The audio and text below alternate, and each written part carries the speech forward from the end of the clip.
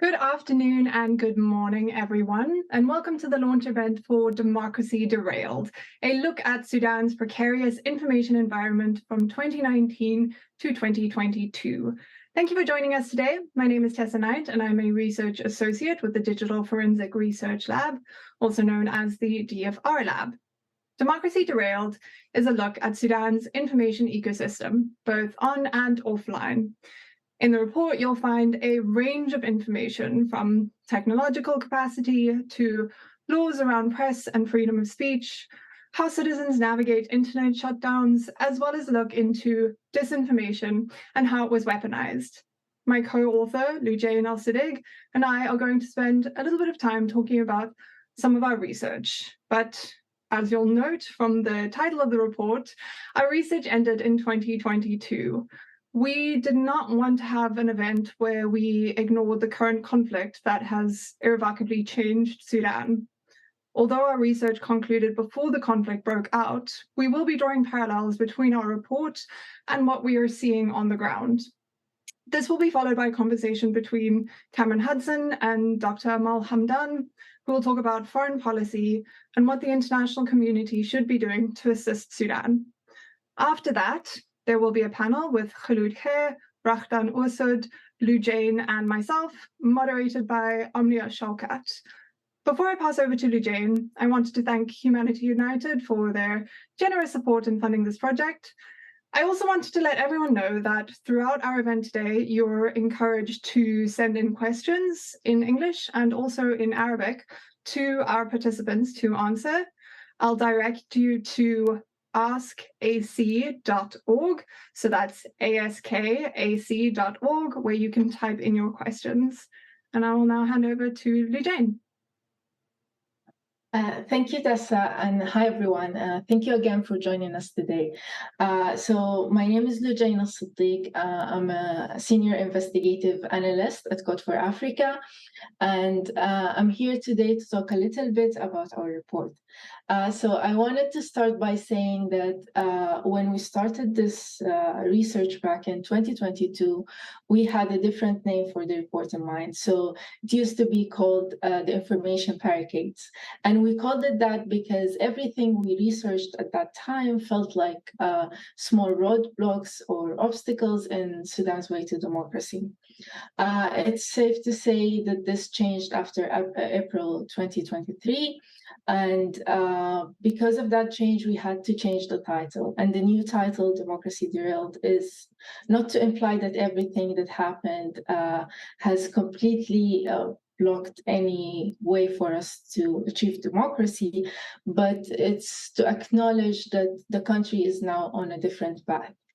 In our report, we actually start by talking about the infrastructure for the information environment in Sudan, and we also discuss the media censorship that happened during the era of al-Bashir. So throughout 30 years of dictatorship, al-Bashir laid the foundation for media censorship that made it very hard for people to express their opinions and to mobilize for change. And another thing that we do in our report is try to recap the events of the years that we researched from 2019 to 2022. And it's basically setting the scene for what was happening online and drawing the narratives that was discussed on the digital spheres. There is also a very important fact that we have to keep in mind when talking about Sudanese information environment, which is that only 30% of the population is online. The 70% remains offline without immediate access to online information. And I say immediate because the 30% contributes to the information that the 70% gets. So we've seen lots of evidence about this cycle of information from online spaces to offline spaces, and everyone contributing to it. One of the things that we also discuss in our report is the women-led groups on Facebook, which, in my opinion, tells the story of Sudan itself, because these groups that started as safe spaces for women to talk about their crushes and the people that they're seeing, to eventually used as a resistance tool to expose the attackers on viral videos of attacks on protesters. And then after that, it was also used as spaces to mobilize women marches. And eventually, we're seeing it now being survival spaces where people share information on how to flee the war. So we discuss all of this in the report, and we depend very much on the information that the people before us have written and explained in another report. And we're hoping that our report also continues the conversation and inspires more people to understand the current information environment and how it affects the offline events. I will hand it back to Tessa to speak more about the report. Over to you, Tessa. Thank you. So we also took a look at internet shutdowns. During our period of research, according to our calculations, Sudan experienced about 138 days of internet disruptions, primarily during coups, scheduled protests, or, importantly, after atrocities had been committed by armed forces. It seemed as if the people in power, whoever they were at that point in time, were acutely aware of the impact online communication had, be that media, social media, or messaging applications such as WhatsApp. Online communication was almost seen as a dangerous revolutionary tool in the hands of protesting citizens. So it's interesting to compare this to what we see today. In the past, an internet disruption was almost an expected response to a political event, whereas today, Sudan's access to the internet has remained relatively stable. I think a lot of that is due to the fact that both the Rapid Support Forces and the Sudanese armed forces, who are currently at war, are invested in the narrative warfare we're also seeing online, with both sides using social media to spread propaganda and disinformation. And we will hopefully be speaking more about that in our upcoming panel. During our research, we spoke to activists who emphasized the importance of sharing information online to make the international community aware of what was happening in Sudan and to counter state-sponsored narratives. We had to keep their information anonymous because they were worried that revealing their identities might have repercussions. This was a persistent theme. Activists highlighted the need to document protests on Facebook Live, for example, but they were also aware of the fact that they were likely being monitored by government security agencies. Journalists were also threatened. Dalia Al-Tahir, a Sudanese journalist, told us that she regularly received death threats, many of which started out with the person sending the threat saying they knew where she lived. In our report, we delved into some of the intentionally opaque laws that were used to limit freedom of speech and prevent Sudan from developing and sustaining a robust media. These laws, such as the Right to Information Act of 2005, lacked clear definitions of key terms, ultimately protecting those in power.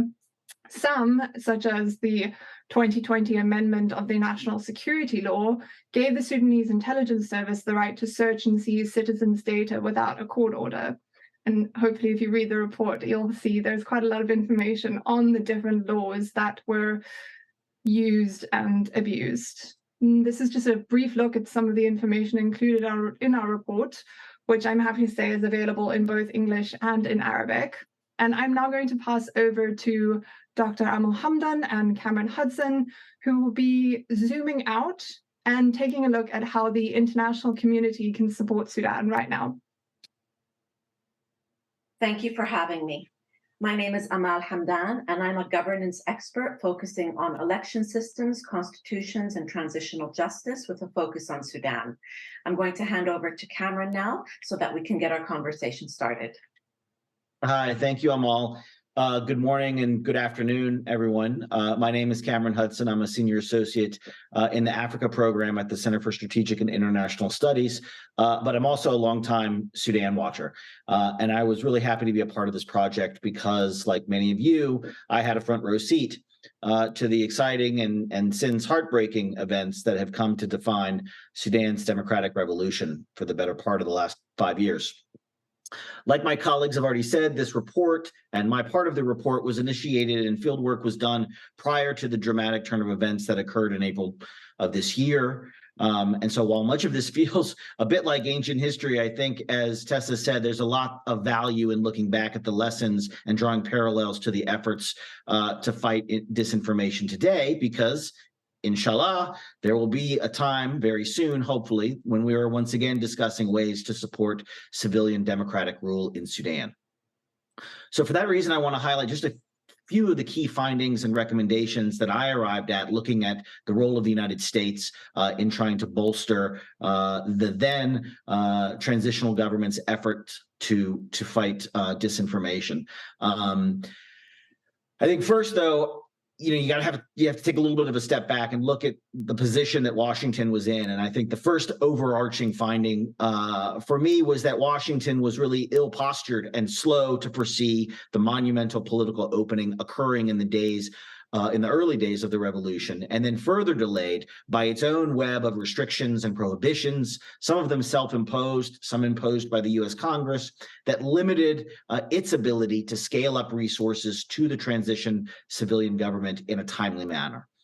Second, the speed of change in late 2018, 2019, leading to the arrest and removal of al-Bashir from office was so dizzying, I think, that Washington ended up taking a largely wait-and-see approach to events on the ground. Instead of acting proactively to shape outcomes, to engage with civil society early on, and namely, I think, by making the catastrophic mistake, in retrospect, of brokering a forced marriage between military and civilian leaders. This approach was aided by the fact that the U.S. government had no recent history of partners and programming around the kind of democracy and governance issues that were needed in the early days of the revolution. Third, through the popular wave of protests until 6 months after the civilian government was installed in September of 2019, the U.S. government remained unable to initiate any new democracy, human rights, and governance programming through USAID because of ongoing restrictions dating back to the al-Bashir era, a lack of policy direction from Washington, and a dearth of programmatic staff in the field at our embassy. Fourth, as one USAID staffer at the U.S. Embassy told me at the time, quote, "Our programming needed to be sensitive to the politics of the country, but the cabinet of technocrats were themselves not sensitive to the politics of their own country, especially the prime minister." And these themes quickly emerged as a large impediment to U.S. programming and messaging, specifically those of government leaders being divorced from the politics and the public opinions in Sudan, and therefore unable to tailor messages to them or adequately respond to active disinformation campaigns that we were bringing to their attention. This, in fact, led U.S. efforts to begin tracking and trying to map online disinformation efforts that were undermining the civilian government, and to even try to create a disinformation unit inside of the Ministry of Information and Culture by mid-2011. Some of the findings and some of the recommendations I just want to touch on very quickly so Amal and I can have a little chat here. First, I think it's clear that the U.S. must invest resources, strategies, and lessons learned for combating disinformation. People that I spoke to who were on the front lines of this at the moment had no playbook to refer to, no set of past practices or best practices. Specifically, the United States needs a strategy for combating disinformation, not a high-level strategy that is managed from Washington, but at the local level in each country where we are present, where we are doing battle with online trolls and others. Second, we cannot just detect disinformation or misinformation. We have to have strategies to respond and combat it. And I think this was a failure in our approach in Sudan. Even when we could detect that information, we didn't know what to do with it. We didn't know who to give it to in the government. We didn't know what to do with it ourselves. And so much of it sat unused. That information that we collect has to be actionable. And then lastly, as the case of Sudan shows, in such a dynamic information environment where civilian leaders were either too constrained or too paralyzed to act, empowering civil society actors must become a cornerstone of the U.S. policy to combat disinformation. They are on the front lines of detecting this misinformation, and they need to be better empowered to serve as a front line of defense to combat it. So with that very brief introduction, Amal, I turn it back over to you. Thank you, Cameron. So what I think the international community needs to do now to assist Sudanese is to train journalists, activists, resistance committee members, both inside and outside of Sudan, for good documentation, because documentation is essential for a future transitional justice mechanism. All transitional justice mechanisms require documentation. It is the standard of proof that differs, and good quality documentation is fundamental. And documentation in an ongoing conflict constitutes a crucial pursuit of justice without having to wait for a political transition to take place or for conflict to subside. So it keeps the issues of accountability and justice alive, even if it is sidelined or even dismissed in some of the talks that are currently taking place. Now, I have spoken to some journalists who have recently made it out of Sudan, and they have acknowledged that this is going to be quite a challenge, because documenting something like the atrocities that are taking place and speaking with survivors requires training. And I think that at this point, it would be essential for the international community to train up people to go and speak to some of the survivors that are in Chad, in South Sudan, and even in Egypt. And it's not only about training. These people also are going to require equipment.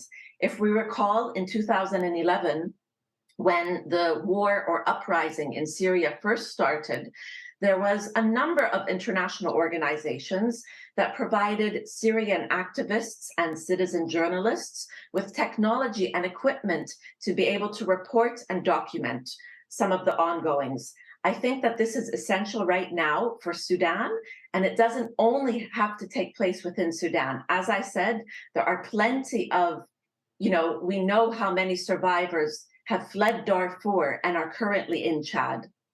And I really hope that in the Q&A that we can hear from some of these Sudanese journalists who have recently fled, particularly Shawki Abdel-Azim, who himself was detained by the military intelligence recently and then released.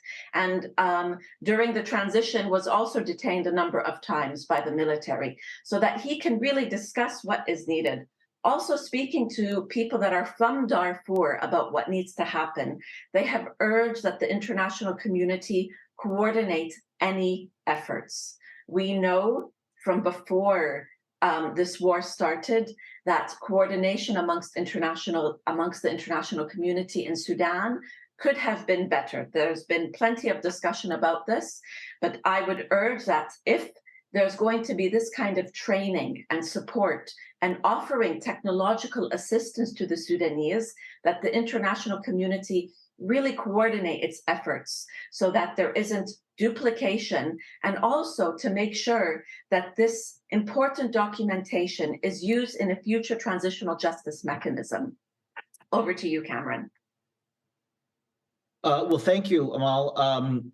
I think the idea of, I think one thing that you and I have both kind of just touched on now is the importance of the people on the front lines of this. And I think one of the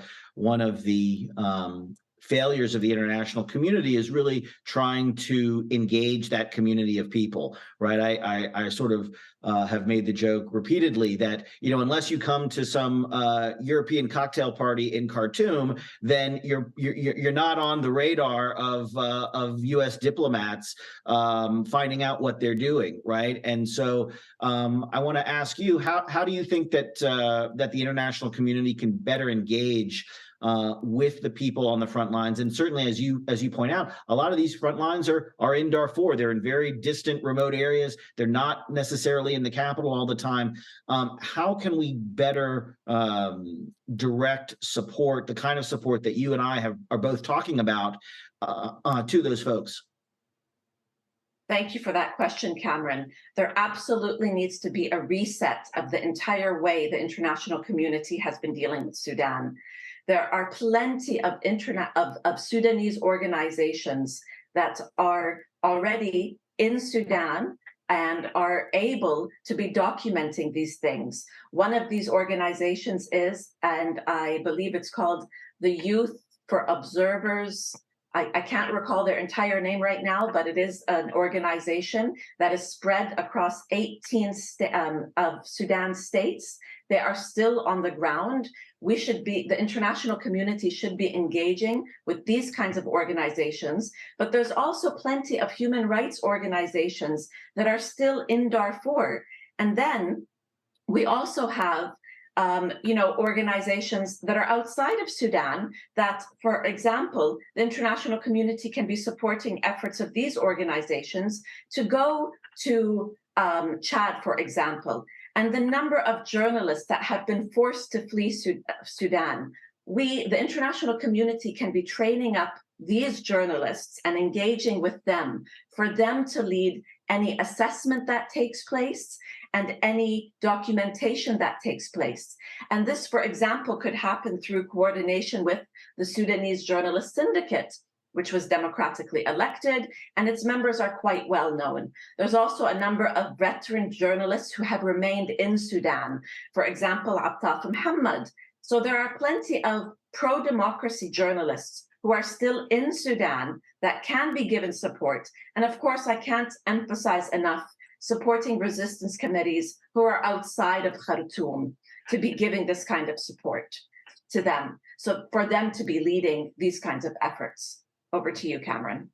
Yeah, well, I thank you. I think that hopefully we'll get into the conversation later today about the role of resistance committees, and given the kind of the historic nature of what they are doing, what they have done through the entire revolution, but also the difficulty that diplomats and the international community have had really trying to plug in to support them better. Again, I go into some detail in my report about how I think the U.S. government, not by no fault of their own, quite frankly, we're just kind of faced with this web of restrictions that in some cases were 30 years old. The state sponsor of terrorism restriction, all of these kinds of restrictions and sanctions that had piled up on Sudan meant that in the early days of this revolution, our hands were really tied. Right, and in our ability to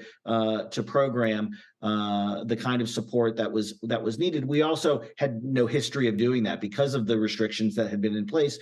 We didn't have an accurate kind of mapping of the civil society space. I think that's a failure of our diplomats, however, at the time, not to have been engaging more prior to. But I think this is an example of something that we are prone to doing in lots of parts of the world, which is simply engaging with elites.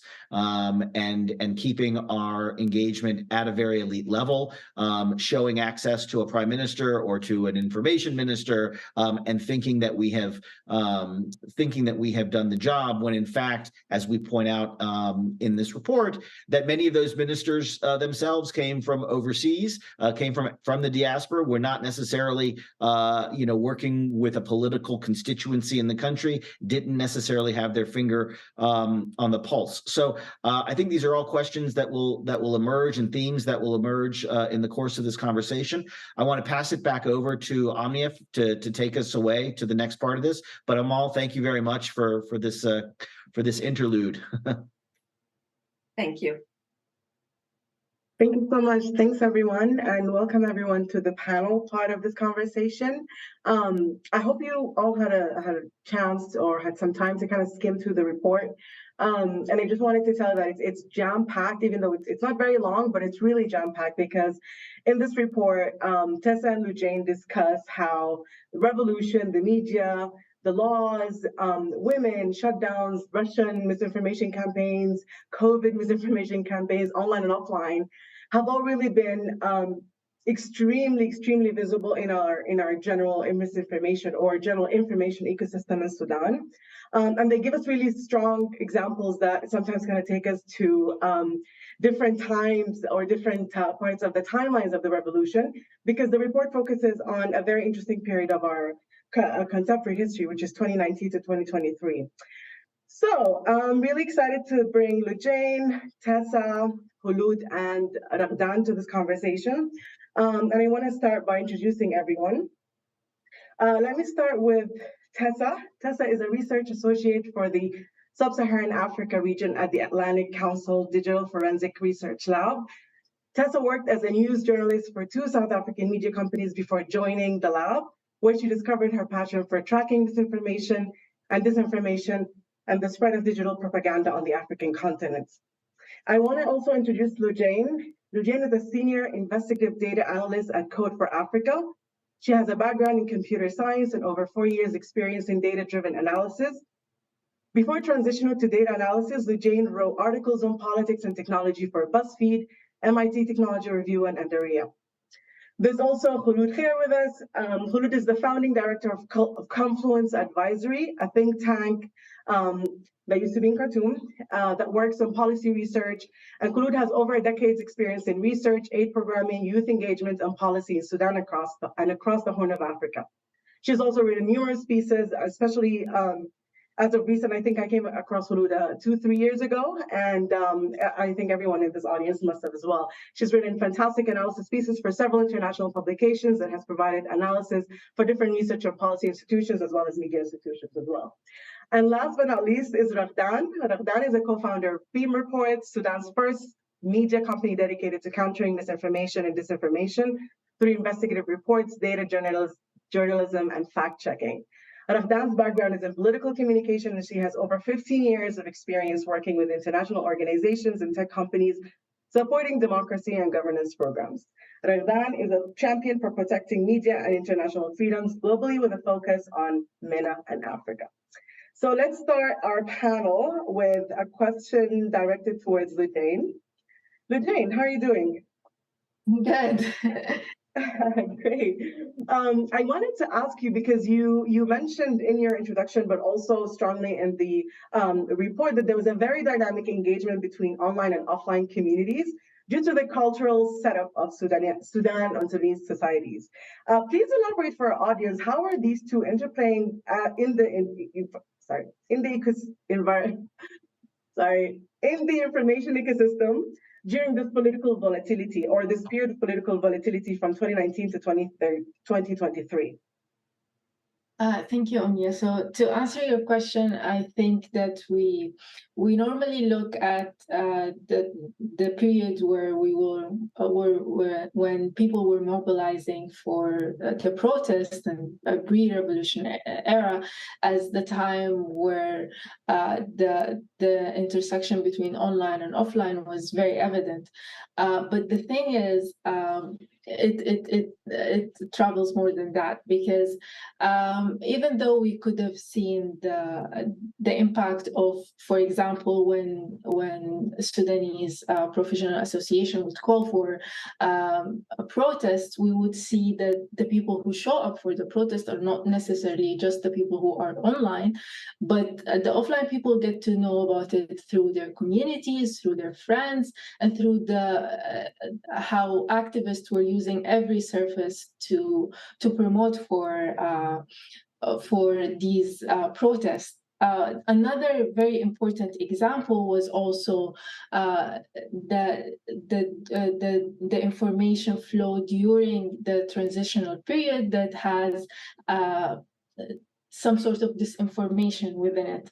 So, for example, there was this campaigns, personal attack campaigns on civilian or political actors that would discuss their drinking habits, that they would accuse them of using drugs, and these stories and these disinformation would travel offline, and people would read about it and discuss this in their circles. And this are all evidence of how we as a community are very influenced by word of mouth, and that what happens online finds its way to offline communities, and people normally discuss this as a given truth. And I think we've all heard before people speaking with conviction about Hamdok or his government, or the narrative about the farm, which was a place allegedly they used to use drugs in it and drink in it, and then people would treat these rumors as the truth. And even if they don't have a Facebook account or no immediate access to the internet, they would use these narratives. So I think we have the evidence. We just need to think more about this cycle of information and discuss it more and analyze it more. Thank you so much, Lujane. I want to go to Khulud. Just on the tail of what Lujane just mentioned, that there was a lot of misinformation targeted towards different democracy groups. From the report, there's a sentence that I recalled so vividly, because it was at the moment right after the coup of 2021. And the SBA said, "We urge the masses to go out to the streets and occupy them, close all roads and with barricades, stage a general labor strike and not to cooperate, and use civil disobedience to confront them," the coup orchestrators. So I recall that the SBA was super influential, even though there was a lot of back and forth, especially after the agreement in 2019. But they were still very much influential in driving action through eloquent communication with their bases online and offline. And there was that connection that Lujane was mentioning that was really like fluid between online and offline communities, and gave the SBA a very wide audience. But there was a lot of bleak moments in our timeline, especially around that time. Do you believe that the information, or can you link the information system and the fall of the SBA from the mass graces from the mass graces of the political and revolutionary processes around that time after the coup, that misinformation campaign? Mm-hmm. Yes, I think the SPA was sort of a victim to the ways in which we saw, particularly around the time of the coup and after the coup, the same Islamist networks that had been in place during the Bashir era, and which had been dormant around the time of around the cusp of Bashir's fall and during the transitional period. They really sprung back to life around the time of the coup, and in that case, the SPA, which had been sort of in a comfort zone, rallying people to come to protest, suddenly found themselves outmatched. Because the unfortunate thing is that the SPA, as well as some of the other organizations led by elites, namely the FFC, they're not that very good at, communicating once their initial successes have been realized. They're not very good at staying the course. The Islamists, on the other hand, and this is what made them stay in power for 30 years, are very good at playing the long game, even sort of going underground for those few years of the transitional period and then springing back up. So the SPA wasn't, unfortunately, good enough at recognizing that they had to maintain the level of information they were putting out there, verifiable, reliable information that would make people trust them. And I think trust is the key thing here.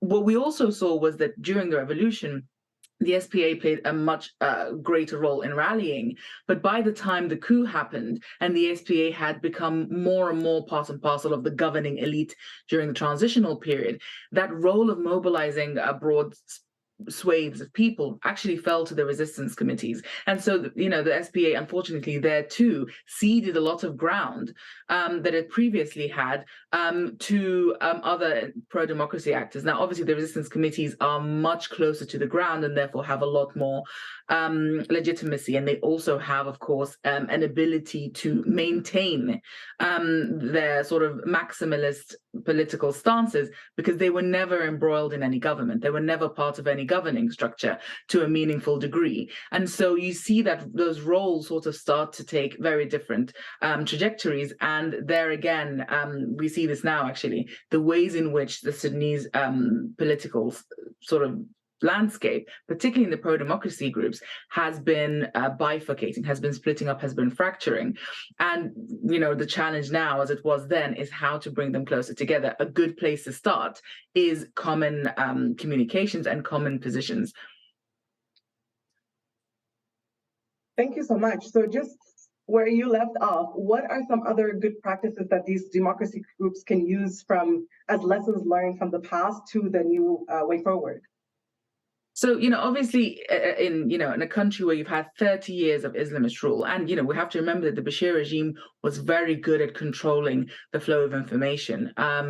Earlier, Cameron spoke about, and Tessa spoke about the different laws that came into effect, one in 2005, one in 2020, both trying to control the ways in which information was passed. Now, if you look at 2005 and 2020, what we see in common there is that these were both times of great change, the CPA in 2005, and of course, the change with the revolution in 2020. And that's when we see the Islamists sort of clamp down. Pro-democracy actors need to be better prepared at countering not just the messaging of sort of anti-democracy actors, but also the ways in which they work. Now, one thing that has been interesting in terms of changing methodology is how, for example, the resistance committees have changed the ways that pro-democracy actors have worked from very high-level, very elite engagement to grassroots neighborhood engagement. I think information also needs to play a similar role. What we saw during the COVID pandemic, for example, is that misinformation spread very much through grassroots and offline as well as online. But we also saw that good information, verifiable information, also spread in the same way. And I think harnessing the ways in which information spreads rather than trying to, counter the natural way that information spreads in Sudan is probably a good place to start. Now, as Cameron mentioned earlier, the Hamdok government, unfortunately, during the transitional period, was not very good at doing communications. If anyone remember, throughout the 6-month period of the pandemic and the COVID lockdown, there wasn't a single appearance by the Prime Minister on TV to sort of, keep people calm and explain, frankly, what's going on. Any forthcoming government will need to learn the lessons of what not to do from the transitional government, and more importantly, use all the different communications platforms at its disposal. We see this, the generals do this very well. Hemeti has a Instagram page. Many of the RSF soldiers use TikTok to spread their so-called successes on the battlefield. Any pro-democracy government will need to do much better at that. As far as the international community is concerned, during the transitional period, we saw everyone fund the exact same media engagement with the transitional government. And it was quite clear that the transitional government was not in a position to absorb that level of support from one donor, let alone 3 or 4. And so coordination, going back to what Amal said, it's not something that is a nice to have. It is absolutely essential in the ways in which the international community supports grassroots and other actors in the country. Without that high level of coordination, we're not going to be able to see the kinds of outcomes that we want. Thank you, Khulud. Excellent points. I want to segue into my next conversation with Raghdan. So Raghdan, the report revealed to us that the government did not really have any coordinated or strategic approach to counter misinformation at large. So that was dropped off the agenda. But organizations such as Beam Reports came into the view in 2021, and there was a lot of excitement at the time. It was a bit turbulent, but there was still some sort of excitement. There was still some sort of trajectory. There was a buzz. But then very soon after your launch, then the coup happened. So we want to understand from your perspective as a formal media organization that is countering misinformation actively in the digital space, how has it been for Beam? How has it been for you to investigate, to engage with, and to respond to the increasing misinformation threats in the Sudanese landscape? Thank you, Omnia, and hi, everyone. Just for the sake of this panel, I would like to very quickly just fact check one last thing that was discussed. The transitional government did have in place a small initiative to counter disinfo. They didn't have the means, and I think the main reason for it was the lack of resources, the lack of support, and that brings us back to the conversation that Cameron and Ahmad were having about what the international community were doing and supporting people on the ground, supporting media, supporting journalists. They exist. If the transition government, in my very personal opinion, at the time had support for that initiative, along with media capacity building, support for dark journalists on the ground, that could have helped significantly, in my opinion. But let's come back to your question about Beam Reports. Beam Reports was launched actually 3 months just before the coup happened, which was very interesting times. When we started, the media space in Sudan was definitely opening. People were more public about their work in the media space. We had all our bios in our website. We were very excited, but that changed overnight, literally, in October 2021. Beam Report had to very quickly with agility to move and just find a way to still operate. The concept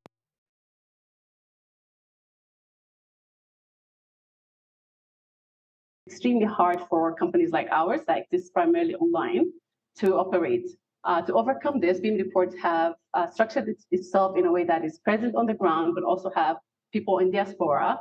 We have worked on, while we think that disinformation is a global issue for sure, we do think that the way it's spread in the Sudanese space is very unique and specific. So one of the things we have done to counter disinfo in the country is to come up with a tailored methodology on how misinformation spreads and how to fact check it. We are also part of the International Fact Check Network. We are signatory of the network, which is a network that aims to maintain standards and excellency of fact checking through capacity building and trainings and advocacy, which helps us maintain that level of standards. But the very last thing, and I think, in my opinion, is the strongest point of support for Beam Reports and how we maintain fact checking through all this misinformation that are happening, the constant misinformation that is happening, is our network on the ground. Since our very start, we have focused on building partnerships with the transition government, of course, political actors, resistance committees, and other media. We have created a space where people can send us their inquiries and their requests for information that they suspect is misinformation, or they just simply want to verify and make sure it's correct before they absorb it and share it. But that space has resulted in a platform where people are also sending us documents and information to help us with our fact check efforts. When they say it takes a village, that is 100% true for Beam Reports, and it's the only way we're still existing and still operating. Incredible. Thank you so much for sharing this, especially at a time when I'm sure a lot of businesses and companies and platforms are trying to restart. I know that's definitely a fact for us. So I want to move on to the next question, also for you, Ragdan. In light of the current violent crisis in Sudan, how are citizens engaging with misinformation online on different platforms, Clubhouse, Twitter, Facebook? What are you seeing? What are you observing right now? So Beam has been very active since our very start. It was the coup and then the war, of course. The months before the war happened, we have started seeing dedicated campaigns. And at the time, people were all coming together and trying to fact check and supporting our efforts to fact check at least. Since the war started, we have been seeing and observing very strongly what we would like to call the war blaming game between the two parties. And they usually include evidence in their information or misinformation, which makes it extremely hard for audiences and citizens to verify what's true, what's not, and make it with the emotional state that we're all in, makes it a lot more believable. We have noticed that there's a lot happening on the online spaces as well, but there's a part of that online space that is not detectable for us still, and I think that's a struggle for all fact-checking companies around the world, one of which is WhatsApp. They made it undetectable, but it's still one of the main platforms for communication for Sudanese. TikTok as well, and of course, let's speak about Clubhouse, because it's not just the level of disinfo that's present on that platform, but the level of hate speech that was happening, and we have been able to monitor but not able to respond to it just because we don't have the tools to record it and therefore fact check it, just like we do with Twitter and Facebook through CrowdTangle. So it's extremely hard to fact check in general, but it's definitely harder now after the war. But on top of that, I just want to add one last thing that people are not talking about enough, in my opinion, which is our biases. Since the war started, we have been, despite our efforts to counter misinformation through fact check reports around the clock, we're finding it a lot harder for people to perceive and absorb this information or to accept it, just due to the emotional state that we're all in as Sudanese, but also due to our biases, which makes it a very fruitful space for misinformation to spread even more. And that's the space where we are now. If it takes a village, we need a number of villages to counter at this point. That's a really great point. Thank you so much for that last point. It kind of brings us all to really reflect on our positions and how we ingest this information and how we process it as well. And of course, how we then contribute with it and other figments of what we're collecting from all of our surroundings. How do we then contribute with it to the ecosystem itself? I want to go to our last question before we go to audience questions. I already see a couple on the dashboard. So this one goes to Tessa. Tessa, throughout your research, you might have seen some pitfalls, some really good success stories. Would you like to share with us some of these successors and some pitfalls from your research that can give us an indication of how we can navigate the future of our information ecosystem, including the current crisis that we're in and all the ramifications that it has on the information ecosystem that was already really fragile and quite complicated, as your research has highlighted? Yes, sure. I very briefly just wanted to touch on this notion of bias just before I jump into that. And I think it's something that we also get accused of as disinformation researchers and as fact checkers. For example, I've done quite a bit of work looking at disinformation campaigns that have originated from the Rapid Support Forces or are promoting the RSF and Hemeti. And I actually got a DM yesterday saying that I'm on the SAF payroll, and I guess I just want to say I'm not on the SAF payroll. I have not received any funding from them. There's certainly nothing going into my bank account, but I do think that sometimes it can be quite difficult because we may come across something and we'll report on it, and then we'll often get accused of being supportive of the other side, so to speak. But to talk about pitfalls, successes, I think one of the biggest pitfalls is that this notion of disinformation and influence campaigns is often just underestimated. Absolutely, there are disinformation campaigns that are not overly successful. And I think in some instances, we make them look like they are a lot more successful than they actually are. So for example, DFRLab reporting on something in a region where internet penetration might not be that high, we could potentially run the risk of making it appear as if this campaign has been incredibly successful when it might not necessarily have been. And that's something that we contemplate whenever we do research and when we do publish something. I think one of the other pitfalls that we spoke to some of the activists and also some of the journalists, something that they brought up was during the Hamdok government, one of the issues was not actually giving journalists information quickly enough. So they were asking for information. They wanted to verify things. They wanted to tell their readers and their audience that something that they'd seen online might be incorrect, but they weren't getting information quickly enough because it wasn't necessarily prioritized. That was a complaint that we received, and we were told that that was not necessarily treated as urgently as it could have been. And I think communicating with journalists, communicating with fact checkers is how we often get ahead of these kinds of things.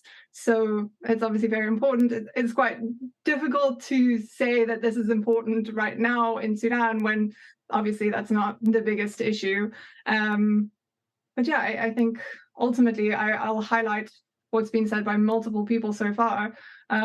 Supporting journalists and upskilling and making sure that there are more people who have the ability to do this kind of work is incredibly vital. And it was something that we came across in our research.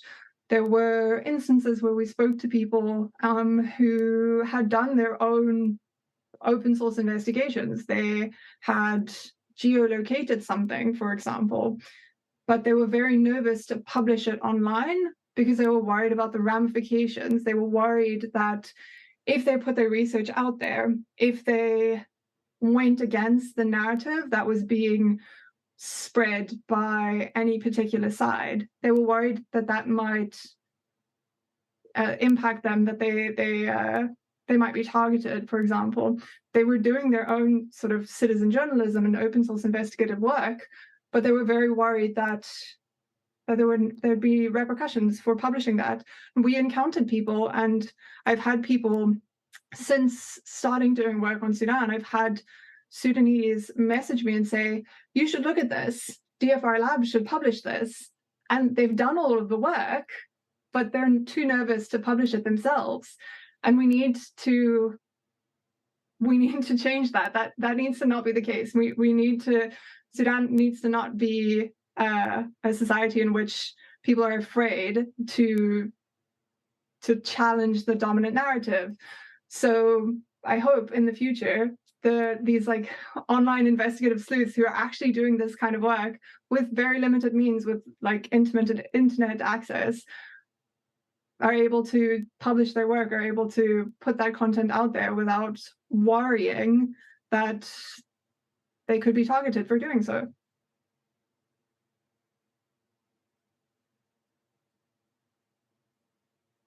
Thank you so much.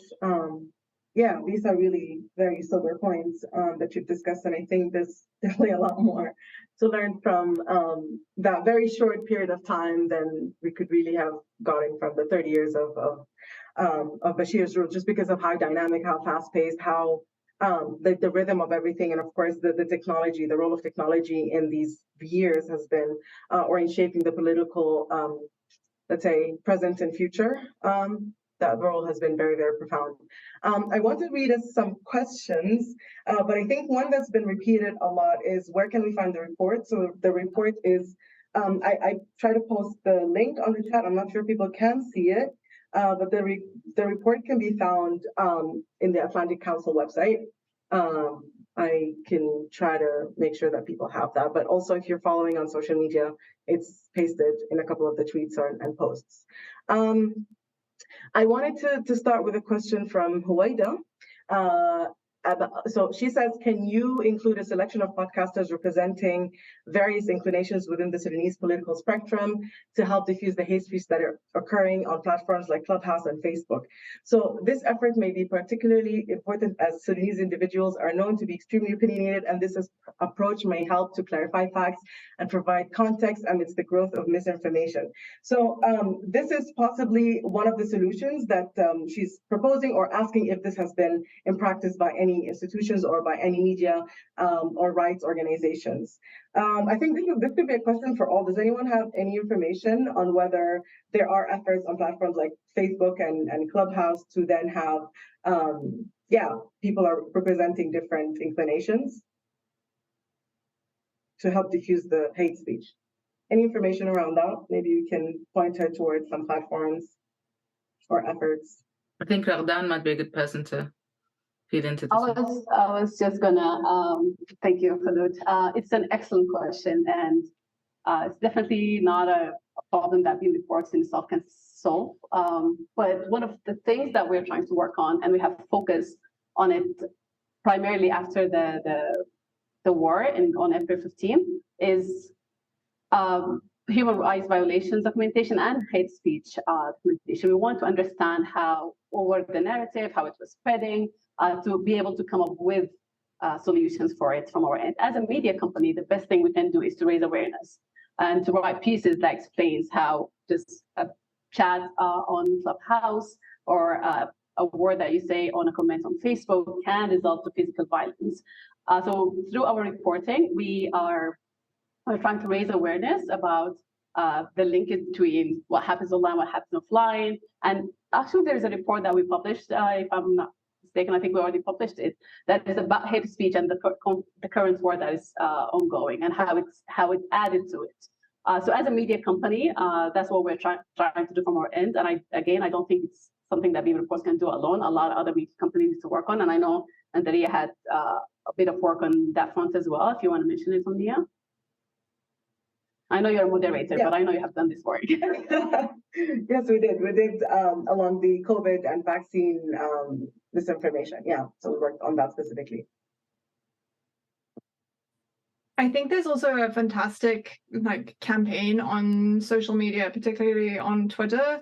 Well, campaign is probably the wrong word to use, but there'll often be people highlighting Sudanese accounts, so Sudanese journalists or anybody who has trustworthy news trustworthy sources of information. They'll be highlighted and they'll say, this is the person that you could turn to for this kind of information.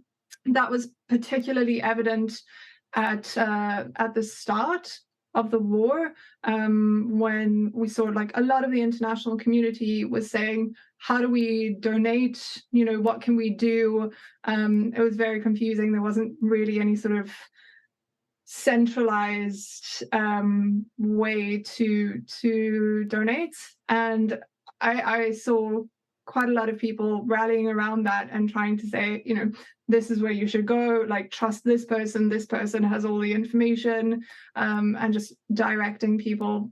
So that was wonderful to see as well. But I think in terms of a list of podcasters, that's probably something that this panel, we'd have to put our heads together to try and come up with a list.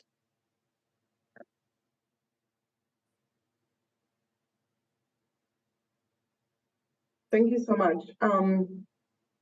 I think we can go to the next question, which is also super interesting because it's asking how can trained local journalists ensure that the struggles of the Sudanese people due to the war are highlighted when the media agenda is largely controlled by Arab media outlets.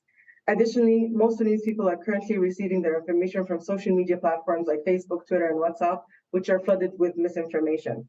And she mentions examples of Arab media such as Al Jazeera and Al-Hadath. So again, the question is, how can we train Sudanese journalists so that the struggles are reflected well, or well highlighted or accurately highlighted, but also have the challenge that the most influential media to Sudanese people besides social media are these Arab schools that have their own agenda, or so this question asker thinks. So I think this is also another really good question. Khulud, maybe with the angle of how do we then navigate this relationship with these Gulf countries, because the misinformation has been highlighted as a concern for a lot of rights organizations, whether it's from Russia, from the Gulf, or from Egypt. But we also have the element of training media. And I think, Amal, you might have touched on that. But yeah, opening the floor again, maybe we can hear from Khulud first and then hear about the media training from others. Sure. I mean, there are several things here. Trust is a big part of this. I remember we conducted some research into misinformation and disinformation during the pandemic, and by and large, people said they trusted Arab media from outside of Sudan. So, Al-Hadath, Al Jazeera, Al Arabiya, and others more than they did local Sudanese news, and that's for obvious reasons. Because they thought that the local news was much more captured, as opposed to international media sources, which would be held to a higher standard. Now, obviously, anti-Gulf sentiment has certainly taken root, particularly after the coup, but also, if you recall, during the revolution itself, and certainly now with the ways in which, different Arab Gulf, particularly Gulf countries, have supported one or other of the warring sides. And so there is a gap there for sort of trusted sources outside of the sort of the usual suspects, the Al Jazeera, the Al-Hadath, Al Arabiya. But if we think about the level of content that these channels have that regards Sudan, and therefore how much they're able to draw in Sudanese audiences. I mean, I remember in the first few days of this war, when I was still in Khartoum, the only place you could actually find up-to-date information on what was going on in Sudan was these very channels. And because they have such a high level of saturation on news on Sudan, they become automatically the go-to for a lot of people. Now, whether people trust implicitly what is said is something else. But I think unless we find other avenues, particularly local ones, and ideally domestic ones, even if they're sort of led from the diaspora, that can offer that level of content and that level of engagement, continuous engagement, I don't think we're going to be able to see much competition for these outlets. But of course, we have to also consider that when it comes to, sort of verifiable information, there actually isn't that much of a framework in Sudan for how this takes place. The one sort of good opportunity I think that we've had in recent months is that the journalist syndicate, which has conducted elections and has elected a formal head, is now potentially a sort of a source or a sort of a locus or a vector of trust within the broad media spectrum in Sudan, which is not something we've had before. But again, interviews conducted with journalists say that they're very much used to just reporting what the information that they receive once they've verified it. They're not really well placed to do investigative pieces, or either long-term investigative pieces or sort of more short-term exposés. And that's something that will definitely need a lot of attention, both now and in the long run. Thank you so much. Rahdan, do you want to go next? And then we'll have Amal. I love your questions, Huwaida. It's FYI. This is exactly why Beam Reports was created. We created Beam Reports because there was not a lack of Sudanese media reporting on Sudan, but there is a lack of Sudanese media that can speak to Sudanese in Sudan and out of Sudan and is sustainable. That brings us to the conversation that Hudson and Amal had earlier. I don't want to dwell into it, but when we think about support to journalists, support to media on the ground, we need to think about the sustainability component, which is often lacking when international development focuses on the media support. There is a lot of great initiative that lasts about 2 years and it drops, and which means that there is the ones that are sustainable are the Arabic media channels. Interestingly enough, when the coup happened in 2021, when we were just 3 months old, we actually conducted a research focusing on the 5 prominent media Arabic channels, some of which are mentioned in the question itself. And what we were trying to figure out, we started by a survey of which channels are Sudanese following, and these were the 5 prominent channels. And then what we did, we monitored them for 3 months and trying to figure out if there was systematic disinfo in the way that they covered Sudan. In some entities, in some media channels, there were. Most of these channels are owned by other foreign governments. They have their own agendas, I would say, in the way they cover Sudan, and it's not always representative of what was actually happening on the ground, which brings us back to the point that there is a need for strong Sudanese media that is the voice of Sudan. There is no lack of journalists or investigative journalists trained in Sudan. I have personally worked for multiple years with international organizations training journalists in Sudan. There is a lack of institute that can host them and maintain them and have the space to publish their stories. Back to what Tessa was saying earlier. I do think the biggest issue for misinformation in the lack of information, misinformation exists. That is not very true to Sudan. There is a lot of information, but it's often in the hands of people who are on the ground. They are not the spokesperson of these entities. They are not media. They don't have access to media to spread. And this is where Beam Reports is coming. And that's why we focus on citizen journalism. There is the information does exist, but the verifying of that information and the place to publish it is the part that we need to support. And the report is available on our website, by the way, if Huwaida is interested.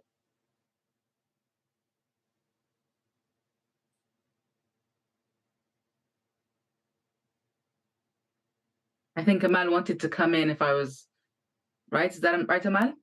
Yes. Go ahead. Okay, so thank you for that question, Huwaida. It was a fantastic question. This goes back to what the international community can be doing for Sudanese now. And as Rahdan and Khulud both pointed out, there isn't a lack of Sudanese journalists, but there is a lack potentially of institutions and places where their voices can be heard. Now, before we suggest opening up, let's say, radio stations or newspapers, there also has to be an assessment of where Sudanese in certain areas are getting their information from. Okay, so I don't know how many people, let's say in Darfur or South Kordofan, how they get their information. Is it mainly through radio? And if it is, then I would suggest, for example, that the international community get behind setting up a platform in which Sudanese journalists can report not only from this area, but also in the local dialect and language. One of the criticisms previously about the journalistic environment in Sudan was that most of it was conducted in classical Arabic, when much of the country doesn't necessarily speak or read classical Arabic. So an assessment at this point, conducted once again by Sudanese journalists, who, as Ragdan pointed out, there are plenty of, particularly in the journalist syndicate, and some of them are overseas, some of them are still in the country. They should lead, they should be supported financially by the international community to lead an assessment of how are people getting their information, not only in Sudan, but once again, the refugees in Chad, in Egypt, and in South Sudan, how are they getting their information? And then consider creating platforms and media outlets for them to lead in this. Thank you. Thank you. I think we may have lost Omnia, so I'm just going to take over quite quickly. One of the questions is, how do we manage, or how do we confront people who are systemically broadcasting on social media misinformation, disinformation, and hate speech, particularly people who may be based in Western countries? So the question, I think, ultimately ends up being, what can we do to confront is probably the wrong word to use, but what can we do to try and rectify the fact that large news outlets or prominent Western social media accounts might be spreading misinformation, and as the person who asked this question indicated, they might only be taking a phone call from a security official or representative from their country that where they're getting their information from. Yeah, does anybody have any answers for that? I know that's quite a tricky question. So I have an answer that might be answers part of the question, if I may, Tessa. Can I go ahead? Yes. All right. So part of the efforts and our work has focused on not just what's happening in the misinformation space locally, but internationally targeting Sudan. There is a lot happening, as the person who asked the question clarified, but it's not all from the West. There's actually a lot more from neighboring countries. Beam Reports have published a number of reports on networks that are UAE associated, from Egypt as well, Ethiopia as well. The answer would be to have a country that has laws in place. The answer could be that we have a country that has strong media in place. This is part of what Beam Reports is doing. Actually, the reports we have mentioned about looking into the biggest or prominent Arabic media and systematically looking for this info. Right after the report was published, we held a roundtable. We invited all of them. We invited the Sudanese syndicate, the journalist syndicates, and we invited other academia, trying to figure out if it was intentional or not, and if it's not, how can we counter it? A huge part of that was trying to link them with Sudanese journalists on the ground, link them with Sudanese media on the ground. It's not all with bad intention, some are, but that link between Sudanese media and international media, and having that space to discuss misinformation and disinformation, how we can collectively overcome it, I think is, and hopefully in one day, maybe laws as well. Maybe that would be the best way forward, I think. Yeah, Yes, wonderful. Sorry for the email notification there. I think making the connection is incredibly necessary. I think oftentimes a large international media outlet might sort of go, we don't necessarily know who to contact. It's difficult to contact people on the ground. The internet may not necessarily be the most reliable. Let's fall back to the people we know we can talk to. From the DFRLab side, we traditionally publish our reports in English. We've started publishing our reports in Arabic as well, because if I'm writing about Sudan and things that impact Sudanese, they need the ability to be able to read it, because otherwise that doesn't make any sense. But the reports are also in English because we do want to make sure that the international community is able to read them, see what's going on, have an understanding of that, and hopefully be able to start spreading correct information, or acknowledge the fact that these networks exist, that there are people like Code for Africa, like Beam Reports, like DFRLab, trying to expose these sort of propaganda, disinformation campaigns, and that maybe they shouldn't necessarily believe everything that is being spread on social media, particularly right now when we know that there is this narrative warfare, there's this conflict between all sides. Everybody is trying to control the narrative. So we definitely want the reports to be read in English so that people are aware of what's going on in Sudan. And then from our side, we also want the reports to be read in Arabic, so Sudanese have the ability to understand that this work is being done. And I think having Beam Reports publishing in Arabic and also sometimes in English doing the same thing is fantastic. And hopefully we can just raise awareness of the fact that these campaigns exist, and that, I think the age-old motto of you shouldn't necessarily believe everything that you read, particularly if it's on Twitter or X, whatever it is we're calling it now. You shouldn't necessarily believe everything that you read. But I think it's fantastic, like trying to bridge that gap between sort of international media and local Sudanese media, so that there's more communication in the future and these kind of things don't necessarily happen, would be the ultimate goal.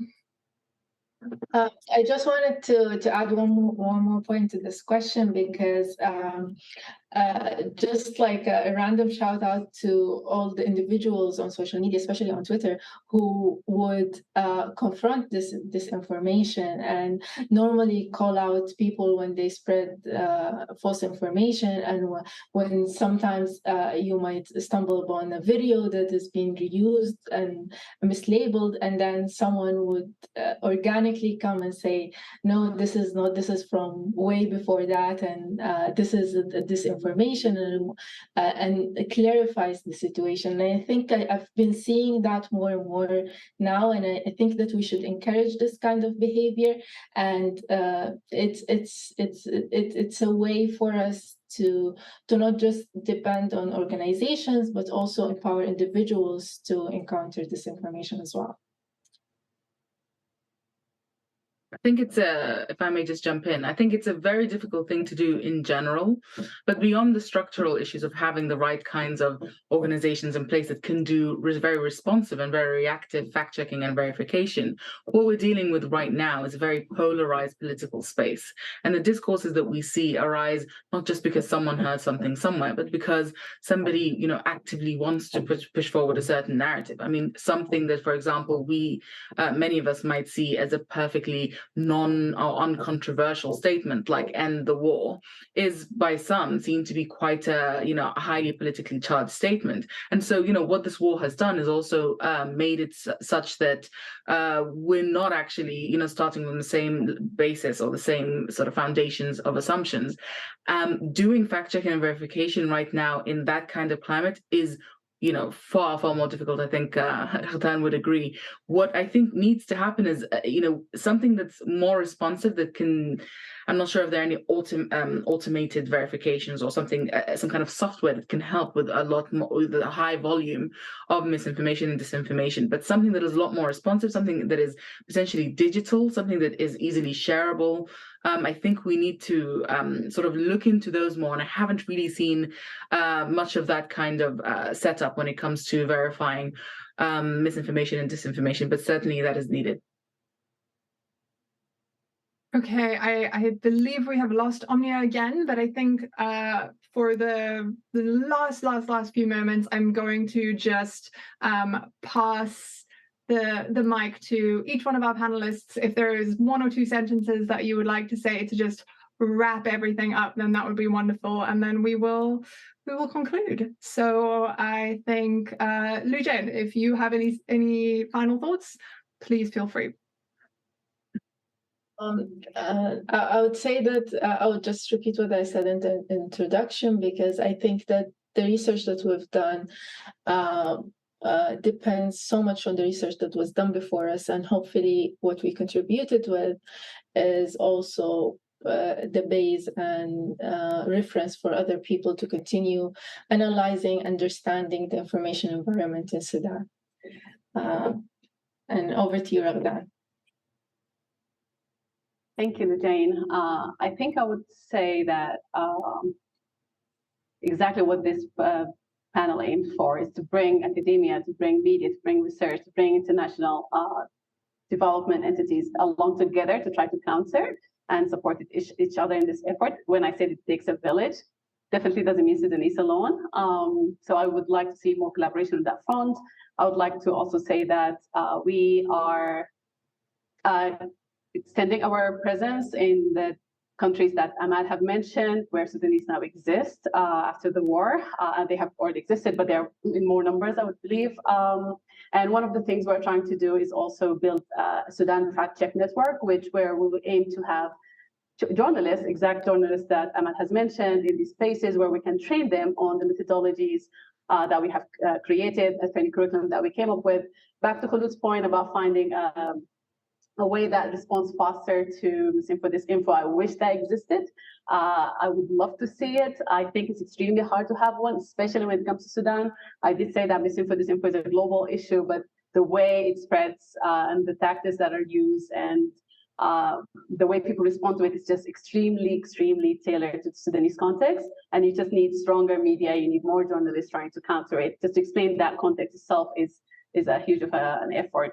So I would say just please continue to share, whether you are Sudanese in Sudan diaspora or the international community, to continue to share your fact check requests with us. We exist on WhatsApp, all the channels. And thank you so much, Des and Jane and DFRLab for this session.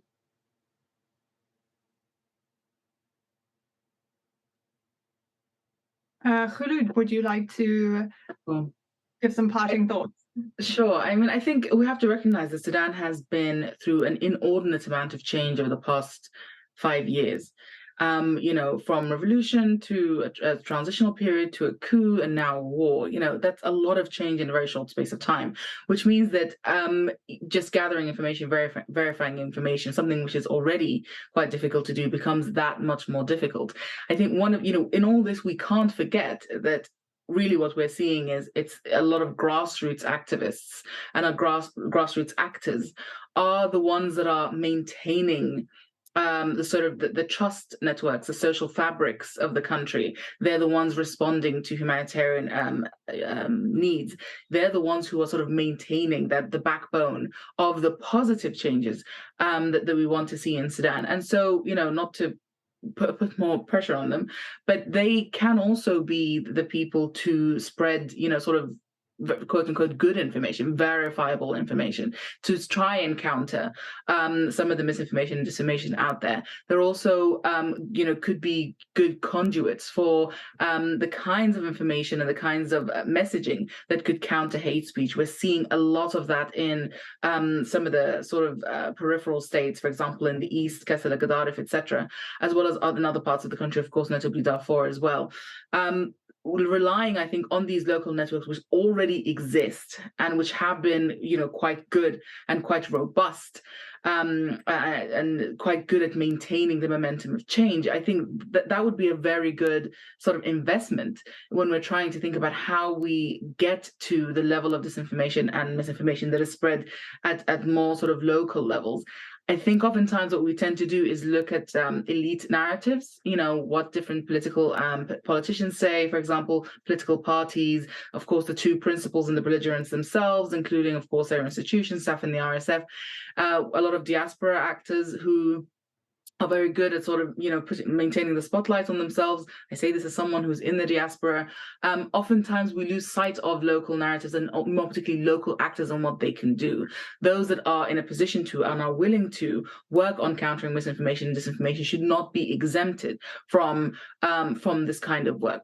Unfortunately, all too often we've seen that whenever we're thinking about more sort of political and long-term work, we often forget these actors, and by we I mean those of us sort of outside Sudan or in the international community. We cannot afford to forget them now, mostly because it is they who will be, as they are right now, continuing to maintain the only hope that Sudan has for a sort of a peaceful, civilian, democratic state. Thank you. Thank you, Khulud. I know that Omnia is back with us, but I'm also aware of the fact that we have gone over time. We did start a little bit late, so I think that's okay.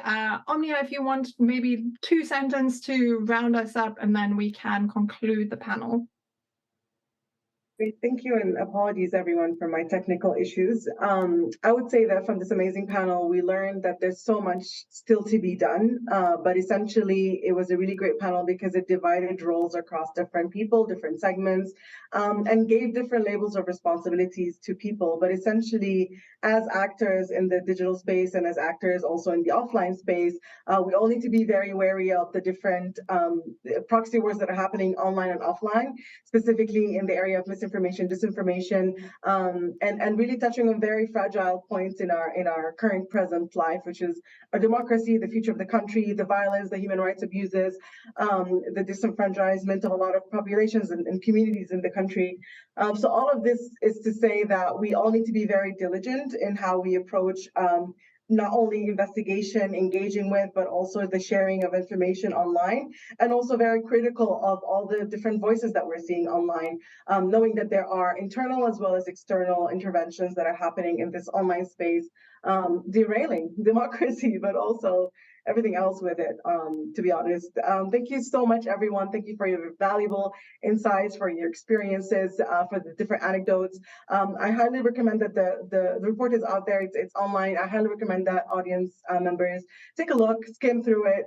If interesting, share it. And definitely take it as a starting point to do more research if anyone is interested in this kind of field. If anything came out from this conversation is that we need more voices to really be part of this larger conversation, because it's really beyond borders and different thematic areas that affect our lives.